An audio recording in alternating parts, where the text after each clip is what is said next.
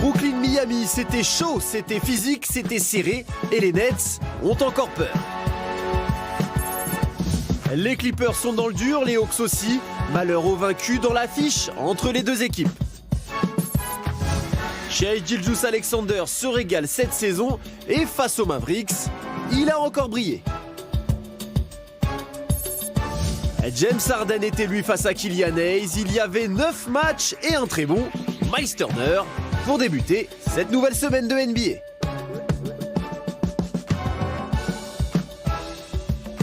Bonjour à tous, bon lundi, on est ravis de vous accueillir en direct comme tous les midis dans NBA Extra sur beIN Sport. Il y avait 9 matchs au programme la nuit dernière. Le débrief est signé Rémi Reverchon et Jacques Monclar que je suis ravie de retrouver en 2023. Merci Marie, bonjour, bonsoir, de même, moi aussi. Ils vous ont libéré, le vilain Narcisse, le vilain Omeyer et tout ça. Je les retrouverai mercredi avec grand plaisir. Méfiez-vous de ces gens-là, je vous l'ai dit moult fois, méfiez-vous de ces gens-là. Les gens les plus gentils de l'univers. Monclar, n'a pas de truc. Tous mes voeux, mon cher Jacques. Également, vous, famille, tout ça. Oui, voilà. Vous êtes... Maintenant que quoi. Oh là là, bah mariés. Ah oui, Oh. c'est vrai que ça change tout. Oui, ça fait un an. Ça change tout.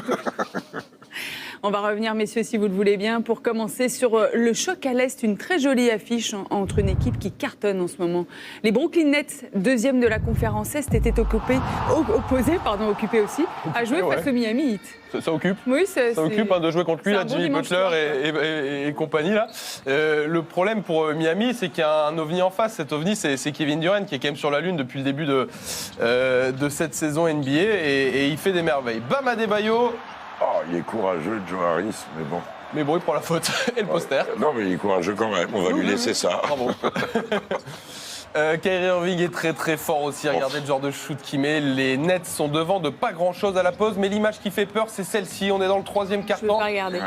Et Kevin Durant sur ce choc, le genou qui grince un petit peu mais face à c'est pas Kyrie. celle-là qui me fait le plus peur. Moi. Non, mais il commence à se le tenir, c'est un début.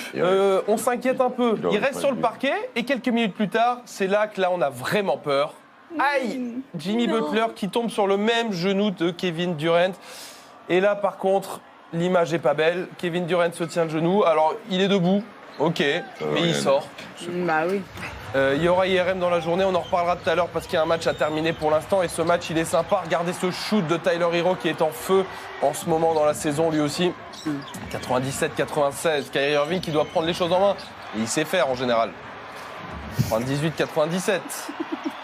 Ça joue là. Hein. Ah ouais, ça joue. Il y a du gros niveau. Regardez ce rebond ici, ce shoot qui tombe pas dedans pour Kyrie Irving. De l'autre côté, la passe pour Jimmy B. Et Jimmy B qui passe devant à 1:12 de la fin. J'allais dire l'American Airlines Arena, la FTX, je sais plus ce qu'on doit l'appeler maintenant. Qui est en feu. Kyrie Irving qui rate le shoot de la gagne. Il y a Royce O'Neal dans les parages qui remet dedans. Après la bonne lutte de Yuta Watanabe, ça tombera dans les mains de Royce O'Neal qui remet vite dedans. Il a bien raison. 3 secondes 2 pour prendre un dernier tir. Et ce dernier tir, il est pour Jimmy Butler. Il va trouver un bon tir. C'est un quasi lay-up, contesté certes, mais qui ne tombe pas dedans. Est-ce qu'il y avait faute ? Bah, sans doute. Est-ce qu'on la siffle à ce moment du match ? Bah, sans doute pas. C'est presque une situation de no-call, mais c'est une fin de match, donc ça fait parler. Mais moi, je suis assez épaté de l'action précédente. Enfin, ouais. De Royce O'Neal, on en reparlera de cette Non, mais action-là. je veux dire l'intelligence instantanée, alors qu'il y a les stats là. Ouais, regardons les stats. On la reverra cette action, vous inquiétez pas. Kyrie qui finit en meilleur score. Kevin Durant qui était à 17 points avant de sortir blessé donc au genou. Vous avez encore une fois une marque bien répartie. Royce O'Neal a mis 8 points, dont 2 extrêmement importants. Et Miami qui avait disputé un bon match complet. Butler, Hero était bon hier soir. Ça ne suffit pas et c'est une défaite de Il n'a plus pas pour été lui. très bon hier, mais Oladipo est de retour aussi dans le fonctionnement de l'équipe. C'est une équipe bizarre cette année avec une faiblesse quand même au poste de meneur assez considérable. Les Nets retiennent leur souffle. Ils ont réussi à s'imposer face à Miami, mais ils s'inquiètent énormément pour Kevin Durant. C'est l'image, bien sûr, de la soirée. Cette blessure de Kevin Durant qui a donc eu ce premier choc face à Kyle Lowry alors que l'on est dans le troisième quart-temps. C'est une première alerte, comme l'a dit Il marche Rémi. sur le pied là et il finit au charge. Il se fait mal, ça ressemble plus à un contact qu'à une torsion. C'est à peu près dans l'axe. Mais Et la bon, deuxième blessure, ça regardez, ressemble à le quoi ? pied, poum, alors il tombe un peu en arrière, mais il n'y a pas d'hyperextension ou flexion. c'est propre. C'est un choc, quoi. Ça fragilise, ouais. Ça peut ressembler à un genou contre genou, presque, cette histoire-là. Ça fait pas. Et alors là, cette histoire-là, c'est vrai que c'est quand même un peu plus sérieux. C'est très inquiétante. Et parce que ça, c'est la pire des blessures, Marie, en NBA, quand un joueur te retombe de tout son poids. Et quand tu parles d'un mec de 2m10 comme Kevin Durant et que tu vois sa jambe, l'hyper-extension qu'on va revoir au ralenti tout à l'heure, qui est pas jolie, bah, si vous n'avez pas, vous fermez les yeux maintenant. Ouais, parce qu'en retombant là, alors c'est un terme. Il fléchit quand même. On verra. On n'est pas docteur, on sait qu'il y a un pion, qui sont des Formule 1, que si ça sort du terrain, ça sort pour longtemps.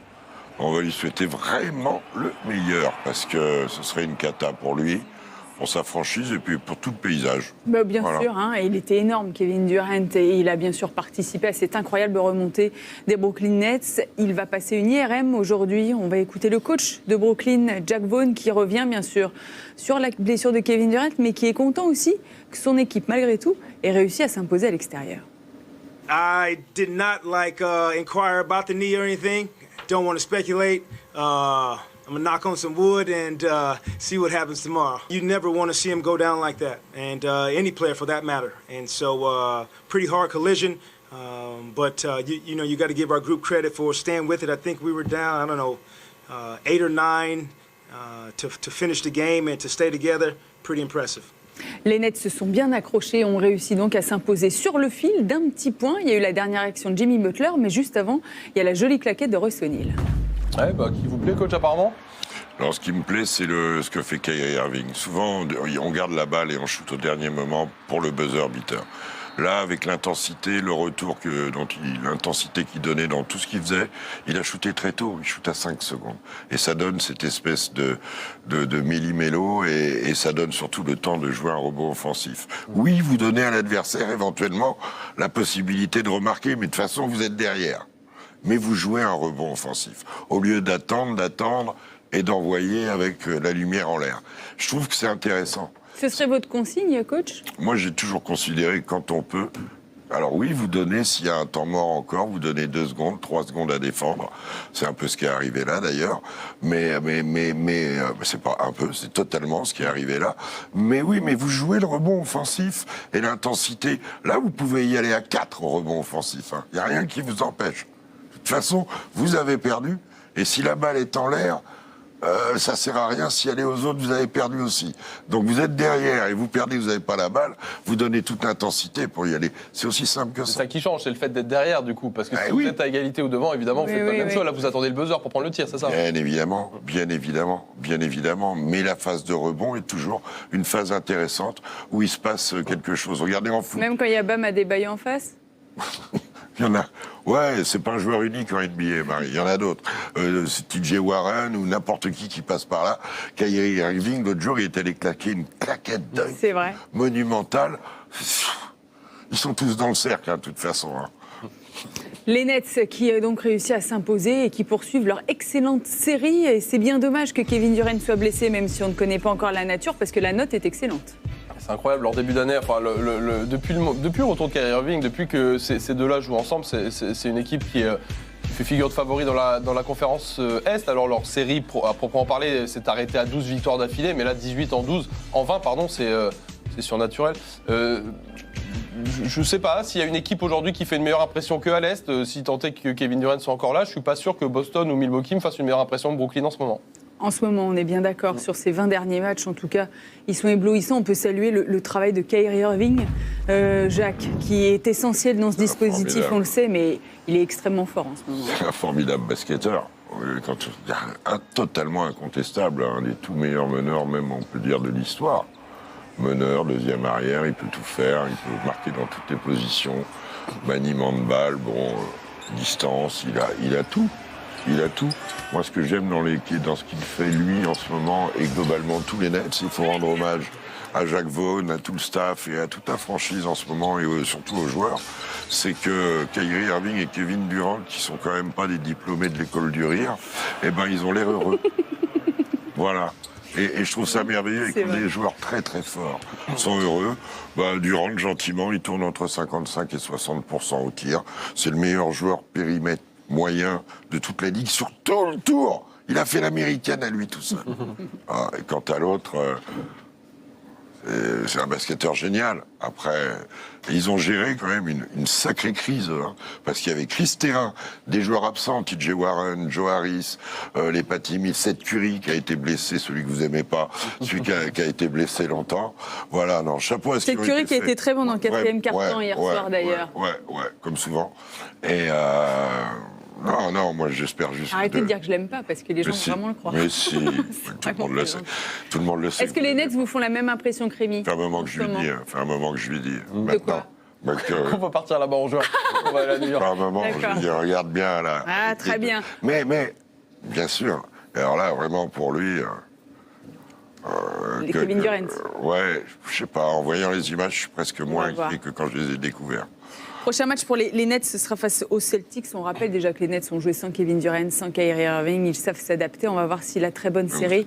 Mais c'est quand même pas la même chose. En effet, mais je parle juste pour l'adaptation immédiate, mon cher Jacques. Les Sixers face aux Pistons, c'était une autre affiche de la conférence S. On vous rappelle qu'à Philadelphie, il n'y a pas de Joel Embiid qui est de nouveau touché au pied. Ouais, ça fait plusieurs matchs, ça fait 3 matchs d'affilée qu'il rate, la Joel Embiid, et il rate, mine de rien, quelques matchs en ce début de saison. Il a raté plus d'un quart des matchs de son équipe. Et bah, du coup, les clés de l'équipe, elles reviennent à cet homme-là, à James Harden, Tyrese Maxey aussi d'ailleurs, qui sortait d'un match où il commençait à aller un petit peu mieux, Tyrese Maxey. Vous allez voir un James Harden un peu vintage. Sa première mi-temps est un délice de basket. Ouais. Il fait tout, Jacques, tout. Et il passait systématiquement en dessous, il fait tout, puis surtout il a mis en confiance cet homme-là qui est quand même toujours inconstant, mais qui peut avoir des belles séquences, c'est Montrezl Harrell. Non, il a été organisateur, il a été leader, il a contrôlé le tempo du match, il a mis les paniers, il a été fort. Là, c'est Tyrese Maxey qui est score. Isaiah Stewart a été très bon côté Détroit en face. Et il fait lui aussi des stats, l'homme qu'on verra donc dans une grosse semaine maintenant à Paris, comme toute cette lui, équipe des il Pistons. progresse. Avec lui et Jalen Duran, plus Kylian Hayes, bien sûr, Cunningham. Il y a une vraie base. Stewart, oui, mais ça manque de taille, je trouve. Mais James Harden à 3 points à la mi-temps, il est quasiment en triple-double. Il est à 13 points, 10 rebonds et 10 passes, dont celle-ci.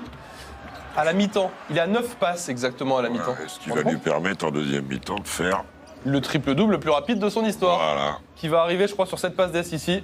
C'est propre, il joue bien. Hein. Ouais. Ça bouge, c'est sympa le basket. Alors, on voit des highlights. Mais globalement, après, c'était la défense de Détroit, c'est quand même pas le mur de l'Atlantique. Hein. Non. En effet, on verra ça la semaine prochaine. Jaden Ivey ici, les Pistons qui tentent des petits coups pour essayer de revenir, mais qui sont en difficulté face à cette équipe de Philly, face au talent de James Harden, qui score sur Bojan Bogdanovic ici. Alors il y a un homme qu'on voit pas trop dans ce highlight, mais on en parlera tout à l'heure, c'est Kylian Hayes qui a fait un super match hier soir. Et il le montre pas dans le truc. Ouais, non, c'est dommage. 26 points, 6 passes. C'est ça, ouais. Ouais, on le verra en image son match tout à l'heure de Kylian Hayes. Pour l'instant, Tobias Harris pour venir terminer l'affaire. Les Sixers hier régnant même sans Joel Embiid, avec, je vous disais, un James Harden vraiment en contrôle.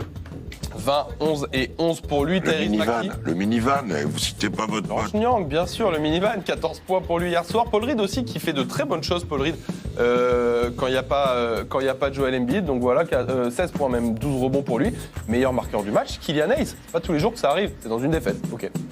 Il égale son record en carrière. On reviendra bien sûr sur la nouvelle performance du Français, mais on va s'arrêter sur ce triple-double de James Harden, son 71e en carrière, hyper rapide. Et du coup, évidemment, Doc Rivers salue sa performance. He was terrific. Again, we keep talking about pace, and tonight we played really quick, really fast throughout the game.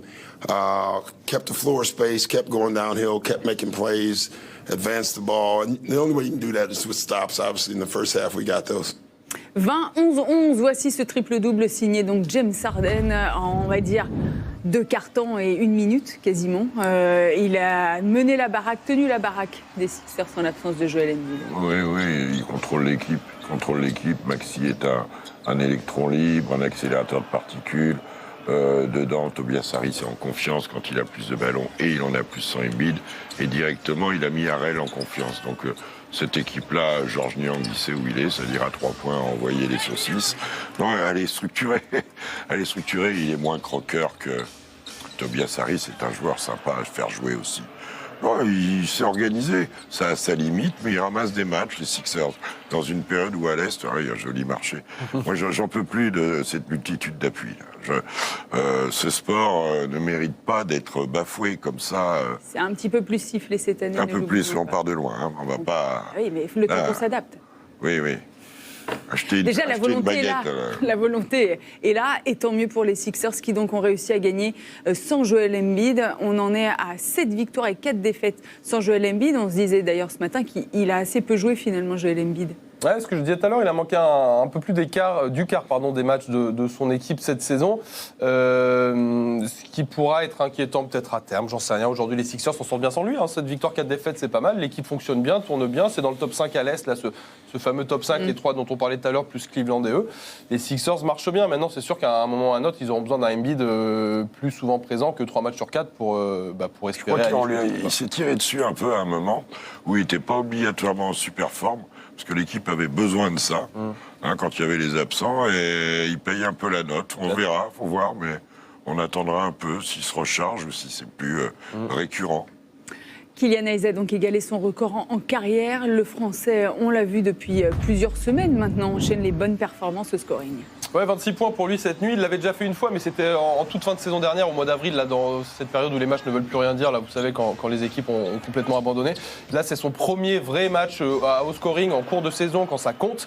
C'est dans une défaite, malheureusement pour lui, mais c'est un match d'impact important. Mettre 26 points en NBA, c'est pas donné à grand monde. Des stats complètes, 4 rebonds, 6 passes, il a rien forcé, 11 sur 17 au tir, des interceptions, 3 également. Donc c'est un match hyper complet, c'est un match de leader pour son équipe, alors qu'il y avait quand même cet homme-là, Bogdanovic, il y avait Jaden Ivey. C'est bien qu'il montre cette capacité-là qu'on lui connaissait, nous, quand il était à Ulm, mais bien sûr à Cholet avant, en équipe de France jeune. On lui connaissait cette capacité à être leader offensif d'une équipe. Je ne suis pas persuadé que les Pistons lui connaissaient cette capacité il y a si longtemps que ça. Donc c'est bien qu'il le montre en NBA, je trouve. Oui, c'est parfait de montrer son talent et établir une forme de leadership sur l'équipe. C'est ce qu'il fait bien depuis un moment, même si je trouve que les Pistons jouent un peu moins durement qu'il y a quelques temps. Et que ça se retrouve dans plein de choses dans leur jeu. Bogdanovic est quand même perturbé de ne pas savoir s'il va pas partir d'un moment à l'autre. Il y a un moment là où ils sont un petit peu moins flamboyants parce qu'ils perdent, mais ils jouaient bien, je trouve. Ils s'accrochaient, quoi. Voilà, et dans une galère comme ça, même s'il perd 5 ballons hier, c'est très bien ce qu'il fait. C'est vrai que c'est sa nature, lui, d'être un scoreur. C'est sa première nature, c'est ça, avec cette patte gauche. Il est comme ça. C'est un attaquant de cercle au départ. Et dans le petit périmètre, il est très fort. Il a dû régler son shoot à 3 points. Il a encore des crises, mais il met quand même beaucoup plus dedans. Et comme c'est un passeur naturel en mouvement, qui défend bien et qui connaît le jeu. Kylian Hayes que l'on retrouvera à l'Accor Arena le 19 janvier prochain. C'est dans 10 jours, tout pile, ce Pistons Bulls que l'on vivra bien sûr sur beIN Sport. Et avec Accor et beIN Sport, on vous propose de jouer, de tenter de gagner une expérience exceptionnelle et des places à l'Accor Arena pour assister donc à cette rencontre. Vous pourrez également participer à un entraînement privé avec un coach NBA, aller à l'hôtel pas trop loin de la salle. Bref, vivre une très très belle expérience autour de ce Paris Game 2023. C'est le dernier jour pour jouer. Alors, allez faire un tour sur le site de beIN pour tenter votre chance. Allez jouer, coach. Allez, vous avez joué, coach ? Non. C'est vous, la légende NBA, qui coachez l'entraînement ou... Non plus. Fait 2 mauvaises réponses. Merde. Vous êtes éliminé. Vous n'irez pas le 19. On reste à l'Est et on regarde maintenant ce qu'il s'est passé entre les Pacers et les Hornets. C'est tout ça, c'est résumé par le fan des Hornets en France, le plus grand fan des Hornets. Oh bah Mitch. Oui, voilà. Alors, Michel, évidemment.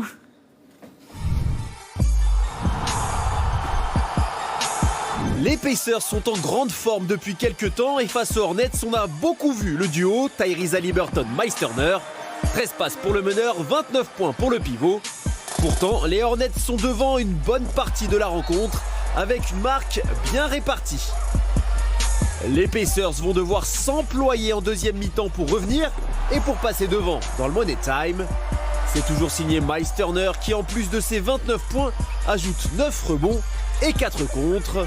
Le pivot était partout et c'est même lui en défense qui scelle la victoire. Les Pacers sont 6e à l'Est. Big time block. That's a clean it up by Miles Turner. With that one, you can go palms up easily.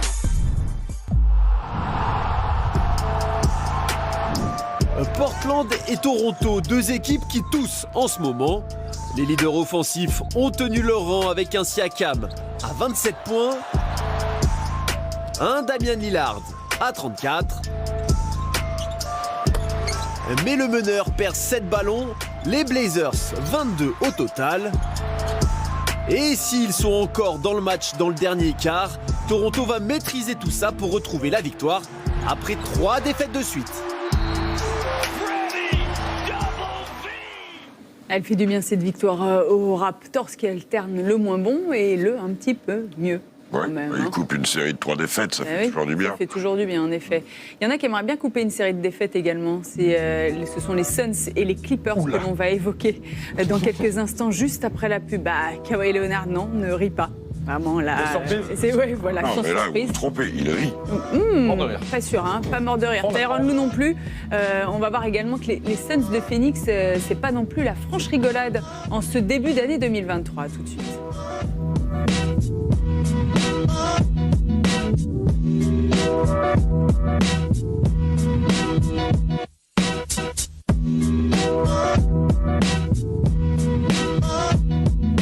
Il est 13h10, on est toujours en direct dans NBA Extra avec Jacques Monclar et Rémi Reverchon. On est revenu notamment sur le succès des Nets et sur la blessure de Kevin Durant. Au genou, on attend encore des nouvelles de Kevin Durant qui n'a pas terminé lors de cette victoire, le match lors de cette victoire face aux Heat. On va revenir dans un instant sur les Clippers, mais avant cela, on voulait vous rappeler qu'il y a un joli match à suivre en NFL, enfin en tout cas en football américain ce soir. En NCAA, la finale, grande finale nationale ce soir universitaire avec Georgia, champion en titre, les Bulldogs, le monstre universitaire face à la surprise de la saison, TCU, Texas Christian, qui sur le papier en début de saison n'avait absolument rien à foutre là. C'est une très belle histoire et les demi-finales étaient fantastiques avec Lionel Butan et Marco Souma. On suivra ça ce soir et ça va être très cool. C'est à 1h30 du matin. Si vous avez envie de revoir le match demain, la rediffusion est programmée à 16h45 ce mardi. Vous hésitez à mettre votre réveil cette nuit ? Voici un petit teaser pour vous convaincre. A dream can be scattered, it can be random. A dream can mean nothing. It can expose you. It can prey upon uncertainty, Feast on doubt. stress, Lose control. lose control. But that dream is not our dream. Our dream is focused. Our dream is an intent, an expectation. Our dream is a mindset. A memory. A wish? No. Our dream is a belief that when we wake up, we'll remember. What's coming?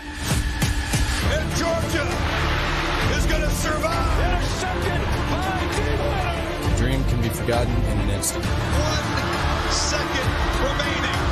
Or it can be realized for a lifetime. Elliott breaks free. Kenyon Drake can fly. It's intercepted. Touchdown! We dream not just to try, but to succeed. We dream, not just for ourselves, but for the red and black. And the purple and white. Game for Johnston. Motion for the back corner. Caught! Touchdown! Where else but in the city of stars can our wildest imagination become reality? Why else do we open our eyes, if not to see what we dream?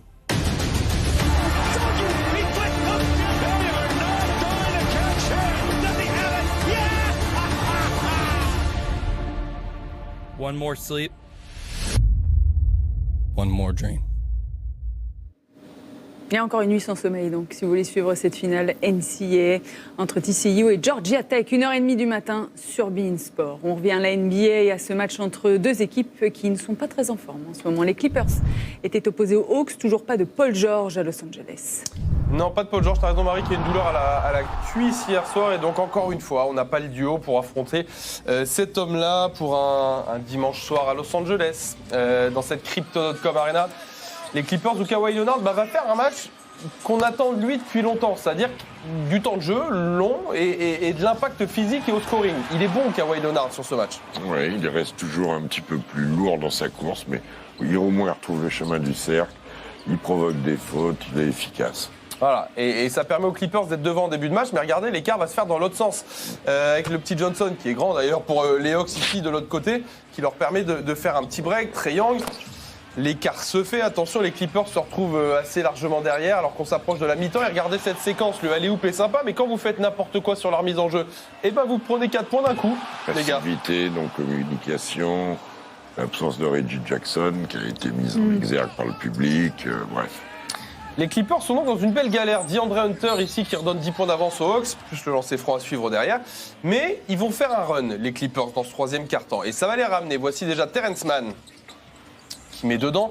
Et au moment où on croyait plus trop à cette équipe de Los Angeles, eh ben ça revient. Il y a un petit point d'écart. Les Clippers sont devant. Marcus Morris, ils font le break. Et tiens, on se dit que la machine s'est peut-être mise en route. Regardez l'écart. On est à plus 8, on est à plus 11.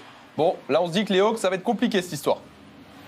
C'est vrai. Eh ben non, ils sont revenus. 1 minute à jouer. Le toucher de Trae Young. Ouais, et la défense de Norm Powell sur le droit-gauche, elle est quand même impressionnante. Dans le mauvais sens. Kawhi Leonard au contact, ça fait plaisir à voir dans cette dernière minute. Lui qui ramène les Clippers à 108 partout. 40 secondes, je vous ai parlé du toucher de Trae Young. Mais regardez ça. Bien versé, incroyable. La qualité de ce joueur, plus 2 pour les Hawks. Kawhi Leonard, c'est raté, il y a du rebond. Marcus Morris qui trouve un très bon tir à 3 points. Oui. Mais qui refuse de tomber dedans. Et les Clippers, qui vont repartir encore avec une défaite. Et encore une fois, je peux vous dire qu'elle fait tâche, celle-là, pour Los Angeles. Ça en fait 6 d'affilée, ils sont à peine à l'équilibre. Regardez, 21-21, ils ont joué 42 matchs, c'est-à-dire un petit peu plus que la mi-saison. Et ils sont à peine à 50%, ces Clippers. Je vous laisse regarder un petit peu le box score. Nico Batum, 6 points, 5 rebonds et 3 passes pour lui. Mais il y a une très belle victoire pour Atlanta dans une situation qui est tout aussi compliquée, 19-21 pour Atlanta. Et moi, ce que je retiens, c'est que les Clippers, en ce moment, ça va pas du tout. Et ça se confirme dans les résultats. En effet, on est sur 6 défaites de suite. On va discuter de tout ça avec Jacquet et Rémi. Mais avant cela, on va écouter Kawhi Leonard. Il ne s'affole pas du tout, comme d'habitude. I think it's still good. Guys are still being positive. This is the spot where you see if you really enjoy the game and if we're a team, see if we can dig out this hole. And, it's fun. It's a good challenge for us. Ouais, c'est cool, en effet. Je ne sais pas si c'est vraiment, si tout le monde trouve ça vraiment très très cool. 6 défaites de suite pour les Clippers qui jouent encore une fois pas au complet puisque Paul George n'a pas joué, Reggie Jackson n'a pas joué aussi. Cette victoire en 9 matchs au mois de décembre, le mois de janvier débute très mal pour les Clippers. Ouais, ils ont un peu subi aussi le calendrier parce qu'ils avaient des gros matchs et ils se sont fait cueillir, notamment à la maison par le Heat, des choses comme ça. Alors quand vous écoutez la conf de presse, vous entendez Tyronn Lue vous dire que, et pourquoi pas, il n'a pas fait jouer Reggie Jackson parce qu'il fait des essais, des ajustements avec Terrence Mann. Enfin, ils sont encore dans un process de construction. La mi-saison est passée, ils sont à 50%. C'est une équipe dont tout le monde s'accorde à dire qu'elle devait ou qu'elle devrait jouer le titre. Je suis content que Kawhi Leonard ait fait un vrai match. Elle est quand même très dépendante de l'énergie de Paul George. Je trouve qu'il y a beaucoup de joueurs qui se ressemblent. Que ça soit de Marcus Morris, Nico Batum, Norm Powell, bien sûr Kawhi Leonard et Paul George. Hier, il n'y a pas Luke Kennard et la petite main qu'il a. À l'intérieur, s'il n'y a pas un Zubats qui fait une saison, mais de temps en temps aussi les moins efficaces, ils auraient explosé depuis un moment. John Wall, Reggie Jackson, c'est pas établi. Il y a un flou. Le Fog à New York, à Los Angeles, il est en général jusqu'à 14h, c'est ça, 13h. Ouais, 13h. Il vite. Là, en ce moment, il dure un peu plus longtemps. Je sais pas trop. Moi, je pense qu'ils vont nous foutre un feu intégral à la trade deadline, cette équipe-là. C'est une option. Je les sens bien capables de libérer 3 joueurs. Ouais, de faire... Alors, pas toucher au cœur de l'équipe. Je dis pas qu'ils vont envoyer Kawhi Leonard ou Paul George, mais j'en sais rien, les Norm Powell, les Robert Covington, tous ces ailiers là dont on parle depuis le début de saison et tout, je me demande s'ils sont pas capables. D'ailleurs, il semblerait que ce soit la rumeur qui traîne un petit peu, que les Clippers ils commencent à passer les coups de fil à droite à gauche. C'est calme pour l'instant sur les transferts, ça pourrait être eux le domino qui lance tout, je pense. À suivre donc, on rappelle le retour de Shai Gilgeous-Alexander. Ah, ça serait incroyable, on va parler de lui tout à l'heure, mais bon, pas sûr que le Thunder ait très envie de le lâcher. On va parler d'une autre équipe qui va bien mal dans cette conférence Ouest. Les Suns jouaient face aux Cavaliers et on va voir que Donovan Mitchell n'a pas eu besoin de mettre 71 points une fois. Non, il en a mis 22, mais vous allez voir que c'est quand même suffisant, puisque cet homme-là aussi va en mettre 22. Les Suns sont en difficulté en ce moment. C'est la moindre des choses que de dire ça avec leur beau maillot bleu pourtant ici. Regardez cette balle perdue. Et les Cavs qui peuvent tranquillement, avec Darius Garland, aller scorer. Alors, il n'y a pas Devin Booker pour un moment à Phoenix. Il n'y avait pas Chris Paul non plus hier soir. Ça fait beaucoup de monde qui manque, c'est sûr. Mais bon, Phoenix est à domicile et on laisse filer en ce moment. Regardez l'écart qui monte d'entrée. Darius Garland, il met 12 points, je crois, dans le premier quart-temps. C'est ça. Très bonne entrée. Ouais. Très bon. Ouais, non, ils ont déroulé. il y a eu quelques réactions épidermiques, épisodiques des Suns. Je trouve ça triste. Je ne sais pas si on va en parler. Je trouve ça une tristesse terrible, moi. Oui, on va en parler. Dwayne Washington Jr. Cet homme-là, il fait du bien, heureusement d'ailleurs. Vous savez qu'il est allemand, lui, hein? Il est né là-bas, en tout cas, ouais. Non, mais il va pouvoir jouer avec l'Allemagne. Ah, c'est une bonne question, c'est-à-dire, j'avais pas vu. Il joue avec l'Allemagne? Ouais. Ça va pas trop nous plaire, ça, cette histoire-là. Bah non, c'est pour ça. C'est lui, là. Ouais, il en met 24, 25 hier soir. C'est le meilleur marqueur de son équipe, 25. Ouais. Et c'est une des révélations de l'année, Dwayne Washington, et qui profite de l'absence de Chris Paul hier soir et de Devin Booker, bien sûr, pour mettre des points. Avec l'Allemagne, j'avais vu ça. DeAndre Ayton qui score ici, Phoenix qui est revenu, il y avait un petit écart seulement, mais ça va pas durer bien longtemps. Il passe devant, ok, fin de troisième quart-temps, le public de Phoenix qui commence à y croire. Et lui, il a amené du feu pour le coup, Dwayne Washington. Ouais. Mais Cleveland hier était au-dessus. On a vu plein de monde, Caris LeVert qui met à 3 points. On va voir Evan Mobley ici. Ça joue bien, regardez l'écart comme ça a pété en l'air d'un seul coup dans le quatrième quart-temps. Bim, plus 20. Oui. Alors qu'il n'y avait pas d'écart. À la fin du troisième quart-temps, tout le monde y croyait à Phoenix, etc. Ils en prennent 20 dans le quatrième quart-temps. Garland a été bon, il met 22 points. Mitchell a été bon, il met 22 points. Ça suffit pour ces Cavaliers qui ont une marque encore une fois très bien répartie. Cette équipe qui est aujourd'hui quatrième à l'Est de Cleveland, 26 victoires et 15 défaites, bravo à eux. Manque trop de joueurs. Phoenix en négatif, là ça devient compliqué. Mais non, mais Cam Johnson, Chris Paul, Devin Booker, Jay Crowder, Cameron Payne, il arrive un moment où... Là aussi, ça va peut-être bouger dans les prochains jours du côté de Phoenix. DeAndre Ayton s'est blessé à la cheville pour couronner le tout. Et pour vous rappeler, donc, Phoenix va très mal. On est sur 9 défaites en 10 matchs. Pire équipe de la NBA, c'est quand même incroyable. Alors que les Suns avaient plutôt bien démarré leur saison. Le calendrier à venir n'est pas non plus très simple. Avec les Warriors, les Nuggets, les Wolves, les Grizzlies et les Nets. Rien ne va plus à Phoenix. Il y a l'absence de Devin Booker, mais pas que. Bon, voilà. Candidat MVP, vu l'impact que ça a sur son équipe. L'absence de Devin Booker, elle est terrible. C'est la bascule vers le pire. Chris Paul qui n'est pas en condition en ce moment pour enchaîner les matchs. Je répète, Jay Crowder, Cam Johnson, qui sont pas là. Cette équipe Cameron Payne, il arrive un moment où vous perdez les matchs. Et j'ai l'impression aussi, et ça avait commencé un peu avant, que cette équipe n'a pas réglé le vrai problème d'Ayton qui a été re-signé, mais sans qu'il y en ait un des deux qui rigole, ni Phoenix ni lui. Et je dirais aussi, elle est rattrapée par tout ce qui s'est passé autour. L'épisode Robert Sarver, la vente du truc, cette équipe-là, elle a fonctionné sur Monty Williams, sur Chris Paul et sur... Devin Booker. Devin Booker. Non, le GM, l'ancien joueur de Miami. James Jones. James Jones. Elle a fonctionné en vase clos et ce vase clos a l'air de s'être largement fissuré. Ça me rend triste. Ouais. Ça ressemble à la fin d'une histoire. Exactement. Ça pourrait être dramatique pour les Suns parce qu'il y a des équipes qui sont en train de remonter au classement de la conférence Ouest. Bien sûr, Marie, tu as raison de le signaler parce qu'aujourd'hui, regardez très bien, ils sont play-inables puisqu'ils sont 8e, les Suns. Mais regardez un peu le trafic derrière, les Wolves qui gagnent des matchs en ce moment, les Blazers c'est toujours dangereux, et les Lakers qu'on n'arrête plus. Qui ont un gros calendrier à venir quand même. J'avais envie de le dire, ça. Hein. Non mais ils ont fait des pertes incroyables quand même. Là. Bah, bien sûr, mais bon, les Suns jouent avec le feu quand même. Quand on voit Marie, ils sont brûlés là. Et bah, c'est vrai. Vous avez vu le calendrier. Le soleil, ça chauffe. Ah oui, attention, oui. C'est vrai qu'ils ont un très très gros calendrier. Il faut mettre de la protection 50. Là, même plus, ça ne faut pas sortir, à mettre le chapeau, les lunettes, tout ça. Voilà donc pour les Suns qui vont bien mal, tout va bien en revanche pour les Grizzlies. On va voir également une belle victoire des Wolves avec Florent Aubert. Lui compte bien être de la partie du prochain All-Star Game à la maison et sans Ja Morant et Steven Adams, on se dit alors que Utah pourrait renouer avec la victoire. Mais c'était sans compter la qualité du collectif des Grizzlies. Les deux équipes se neutralisent pendant un quart-temps avec notamment 7 joueurs à plus de 10 points côté Jazz. Au final, mais juste avant la pause, les hommes de Will Hardy craquent complètement. 20 ballons perdus et un écart qui va monter à 15 points juste avant la pause.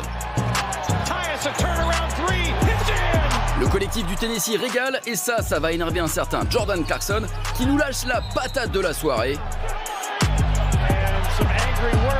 De la frustration qui renvoie directement le monsieur au vestiaire. Il n'en fallait pas plus pour voir des Grizzlies dérouler et ainsi enchaîner une 6e victoire d'affilée.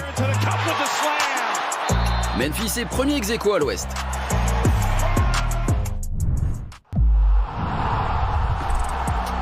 Avant la réception de Minnesota, Green et Houston sont à 6 défaites de suite. Il serait grand temps de renouer avec la victoire pour la pire équipe de la ligue. Et au vu de la première période, on se dit que les Timberwolves sont peut-être l'équipe parfaite pour se relancer. Les hommes de Stephen Silas vont coter jusqu'à 20 points d'avance avant la pause. La jeunesse texane va clairement trop vite. Mais toute cette violence aura au moins le mérite de réveiller les starters du Minnesota. Les Timberwolves passent à 11-0 dès le début du 4e quart-temps et Gobert avec ses 18 points et 11 rebonds ne laisse aucune chance aux Rockets.